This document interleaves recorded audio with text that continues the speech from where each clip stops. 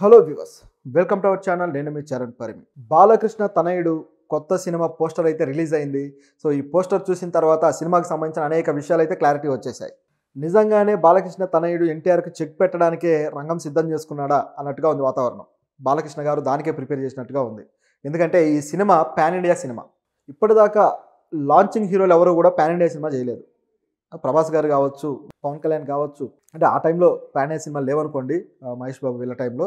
అయితే రామ్ చరణ్ గారి సినిమా కావచ్చు, ఇట్లా వీళ్ళెవరూ కూడా పాన్ ఇండియా రేంజ్ ప్రాజెక్టులు అయితే చేయలేదు. కానీ ఆ టైంలో బిగ్గెస్ట్ సూపర్ స్టార్ డైరెక్టర్లు ఎవరైతే ఉన్నారో వాళ్ళతో మాత్రం సినిమాలు చేశారు. ఇప్పుడు ఇక చూసుకుంటే అంత బిగ్గెస్ట్ స్టార్ డైరెక్టర్ కాదు, కానీ ఒక పాన్ ఇండియా సినిమాలు తీయగలిగే డైరెక్టర్ అయితే దొరికాడు. సో ఆయన పట్టుకొని బాలకృష్ణ గారు ఇప్పుడు ప్లాన్ అయితే చేశారు. ఆ డైరెక్టర్ ఎవరంటే ప్రశాంత్ వర్మ గారు. ప్రశాంత్ వర్మ హనుమాన్ సినిమాతోటి ఒక మంచి తన కెరీర్లోనే బిగ్గెస్ట్ హిట్ అయితే కొట్టారు. ఆయన చాలా కాలంగా మంచి వెరైటీ సినిమాలు చేస్తూ వచ్చారు, కానీ ఆయనకు మంచి తన స్టాండర్డ్కి తగ్గ హిట్ అయితే పడలేదు. సో అది హనుమాన్ సినిమాతోటి పడింది.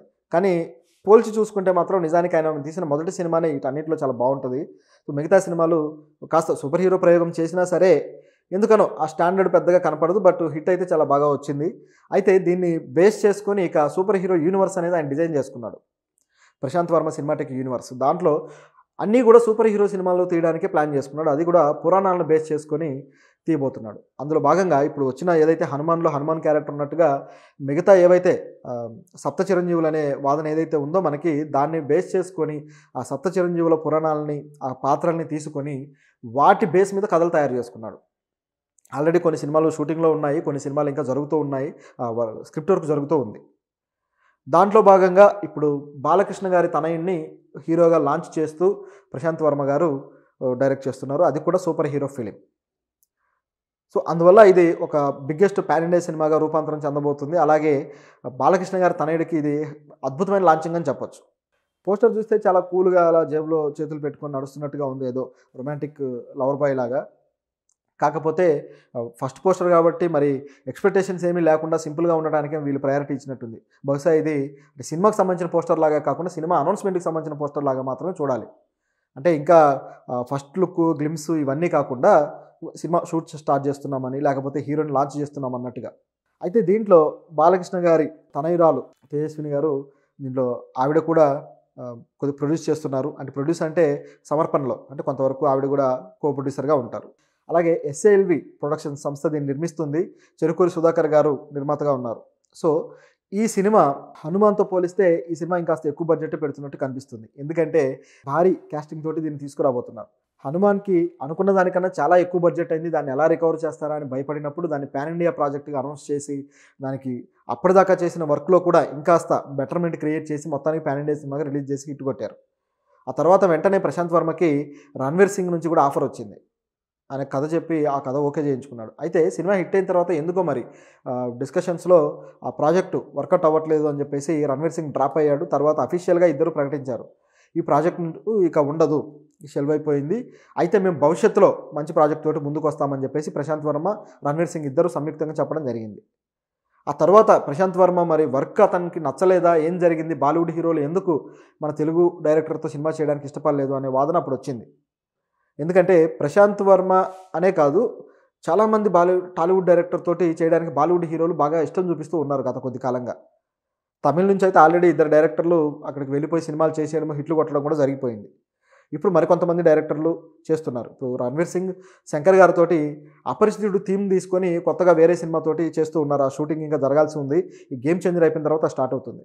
సో ఇలా సౌత్ డైరెక్టర్లతోటి బాలీవుడ్ హీరోలు చేస్తున్న క్రమంలో రణ్వీర్ సింగ్ గ్యాప్ ఇవ్వడంతో ఏదో జరిగిందని చెప్పేసి అందరూ అనుకున్నారు. కాకపోతే ప్రశాంత్ వర్మ దానికన్నా పెద్ద ప్రాజెక్టే ప్లాన్ చేశాడు. రణ్వీర్ సింగ్ జాతీయ స్థాయిలో గొప్ప నటుడు, ఆయనకంటూ మంచి ఇమేజ్ ఉందనుకోండి. కానీ బాలకృష్ణ తనయుడి లాంచింగ్ అనేది ఒక స్పెషల్ మూమెంట్.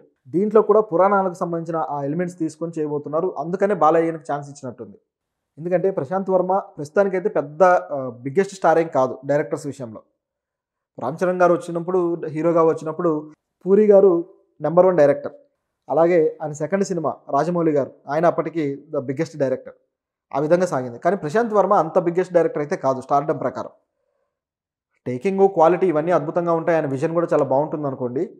కాకపోతే ప్రశాంత్ వర్మకి బాలయ్య గారికి ఉన్న అనుబంధం అన్స్టాపబుల్లో స్టార్ట్ అయింది. అన్‌స్టాపబుల్‌కి సంబంధించి చాలా ఎపిసోడ్‌లు ప్రశాంత్ వర్మ గారు డైరెక్ట్ చేశారు. దానికి సంబంధించిన ప్రోమోలు కావచ్చు, బాలయ్య గారి లుక్ కావచ్చు, ఆ ప్రెజెంటేషన్, ఆ ప్రోగ్రామ్ డిజైనింగే ప్రశాంత్ వర్మ గారి డైరెక్షన్‌లో జరిగింది. ఆహాలో వచ్చిన అన్‌స్టాపబుల్ అనే బాలయ్య గారి రియాలిటీ షో, హోస్టింగ్ చేసిన షో. సో అది చాలా సూపర్ హిట్ అయిపోయింది.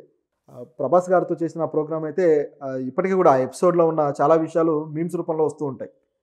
అంత బాగా పాపులర్ అయింది. సో ఇది క్లిక్ అయిన తర్వాత బాలయ్య గారితోటి ఆయనకు ఒక అనుబంధం ఏర్పడింది. బాలయ్య గారికి కూడా యాక్చువల్‌గా ప్రశాంత్ వర్మ గారు కథ చెప్పారు. చెబితే ఆ కథ నచ్చి వాళ్ళిద్దరూ సినిమా చేద్దాం అనుకున్నారు. కానీ ఈ మధ్యలో బాలయ్య గారు తనయుడు లాంచింగ్ ఉండటంతోటి ఏ డైరెక్టర్ అయితే బాగుంటుంది అని ఆలోచించి ఈ సినిమాటిక్ యూనివర్స్ గురించి ఆల్రెడీ బాలయ్య గారికి తెలుసు.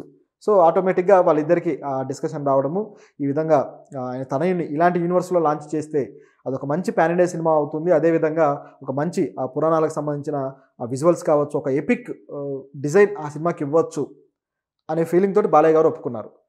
నిజం చెప్పాలంటే బాలయ్య గారు ఇదే తరహాలో లాంచ్ చేయాలనుకున్నారు. ఆయన తన 'ఆదిత్య 369' సీక్వెల్ 'ఆదిత్య 999' ఆ సినిమా కంటెంట్ చేసుకొని, సో దాన్ని ఒక మంచి డైరెక్టర్ తోటి తీయాలనేది, అంటే కొత్తగా చేయాలనేది ఆయన ప్లాన్. కాకపోతే అది ఇక పోస్ట్‌పోన్ అవుతూ వస్తుంది. దాంతోటి ఏం చేద్దామన్న ఆలోచనలో పడి చివరికి ఆ సినిమాతో లాంచ్ చేయాలి యాక్చువల్‌గా మోక్షజ్ఞాన్ గారిని. ఎందుకంటే దాంట్లో మల్టిపుల్ క్యారెక్టర్స్, డబుల్ యాక్షన్‌లు, ట్రిపుల్ యాక్షన్‌లు చాలా ఉన్నాయి. దాంతో ఆయన లాంచ్ చేయాల్సింది, అది లేట్ అయిపోతుందని చెప్పేసి ఇప్పుడు ప్రశాంత్ వర్మను ముందుకు తీసుకొచ్చేసి ఆయనతోటి లాంచ్ చేస్తున్నారు. సో చూద్దాం, ఈ సినిమా మంచి బ్లాక్ బస్టర్ అవ్వాలని మనం ఆశిద్దాం. మంచి నటుడిగా మోక్షజ్ఞాన్ గారు తనను తాను నిరూపించుకుంటే ఇక మళ్ళీ నందమూరి వంశానికి కొత్తగా మూడో తరం వారసుల్లో కొత్తగా ఒక లెగసీ మొదలైనట్టే. అయితే ఇప్పుడు 'ఆదిత్య 999' సినిమా టాపిక్ వచ్చింది కాబట్టి అది కూడా మాట్లాడాలి. అసలు ఈ సినిమా మరి ఎప్పుడవుతుంది? ఎందుకంటే బాలయ్య గారి సినిమాల్లో ఒక సైన్స్ ఫిక్షన్ సినిమా, తెలుగులోనే సైన్స్ ఫిక్షన్ సినిమాలు చాలా తక్కువ. చాలా తక్కువ. అందులో ఒక iconic cinema Singeetam Srinivasarao direction నుంచి వచ్చింది. సో లెజెండరీ డైరెక్టర్ ఆయన అద్భుతమైన సినిమాని అందించాడు. ఆ సినిమాకి సీక్వెల్ తీయాలని బాలయ్య గారు అలాగే డైరెక్టర్ గారు ఎప్పటినుంచో ఆలోచించారు. చివరికి ఇక ఆ సినిమా అలా పోస్ట్‌పోన్ అవుతూ వచ్చింది. ఇప్పటికైతే కంటెంట్ తయారైంది. కానీ ఎందుకనో కొత్తగా వేరే డైరెక్టర్లతో వెళ్ళాలని చెప్పేసి బాలయ్య గారి ఆలోచన జరుగుతుంది. సో ఇలాంటి క్రమంలో దాదాపు ఇలాంటి ఫ్యూచరిస్టిక్ యాంగిల్ తోటి కల్కి లాంటి సినిమాలు కూడా ఇప్పుడు తెలుగులో వస్తున్నాయి సైంటిఫిక్ యాంగిల్లో. కాకపోతే సైన్స్ని, ఎపిక్ని రెండింటిని మిక్స్ చేసి అదొక రకం జానర్ని క్రియేట్ చేశాడు నాగశ్విన్. అది సైన్స్ ఫిక్షన్ అని చెప్పలేం, అలాగే ఫ్యాంటసీ అని చెప్పలేం. రెండింటికి కలిపి, అలాగని ఆ పౌరాణికం అని చెప్పలేం. అన్నీ కలిపి మిక్స్ చేసేసాడు. సో దాంతోటి అది ఏ రకం సినిమా అనేది ఇది లేకుండా ఒక విధంగా తయారైంది. సరే, అదొక జానర్ అనుకోవచ్చు, కావాలంటే కొత్తగా మనం పేరు పెట్టుకోవచ్చు. సో అదొక రకమైన జానర్. అయితే ఈ సినిమాకి వచ్చేసి పూర్తిగా సైన్స్ ఫిక్షన్. దీంట్లో హిస్టరీని కొంత మిక్స్ చేశారు గతంలో. శ్రీకృష్ణదేవరాయల పాత్ర ఇదంతా. సో అలాగే ఇప్పుడు కూడా అటువంటి హిస్టరీని మిక్స్ చేసి చేస్తున్నట్టుగా కనిపిస్తుంది. కాకపోతే ప్రశాంత్ వర్మని దీనికోసం చర్చలకు కూడా తీసుకొని మరి ప్రశాంత్ వర్మతో ముందుకెళ్లకుండా ఆగాడు బాలయ్య. ఒకవేళ తన తనయుడితోటి లాంచింగ్ అద్భుతంగా చేస్తే అప్పుడు ఈ సినిమా అవకాశం ఏమన్నా ఇస్తాడేమో, అలాంటి ఒప్పందం ఏమన్నా ఉందేమో చూడాలి. ఎందుకంటే ఇమీడియట్గా అంత పెద్ద స్టార్ హీరోని, మాస్ హీరోని డీల్ చేయడం అంటే ఆషామాషి వ్యవహారం కాదు.